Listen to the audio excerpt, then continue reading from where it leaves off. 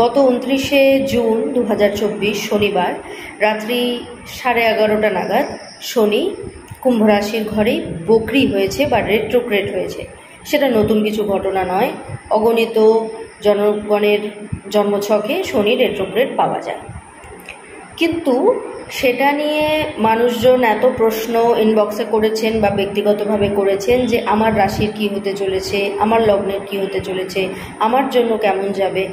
কার জন্য কেমন যাবে সেটা সম্পূর্ণভাবে নির্ভর করছে তার ব্যক্তিগত জন্মছকের উপরেই।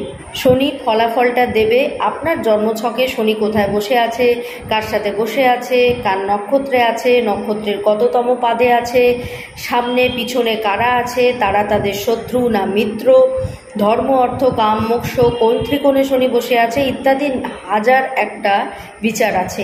যাই হোক, এটাই প্রার্থনা করি এবং আপনাদের কাছে এটাই আবেদন যে আপনারা আমাদের যে ইন্ডিয়ান অ্যাস্ট্রোলজি এত উন্নত জ্যোতিষ সেই সূক্ষ্মতা অবধি পৌঁছন।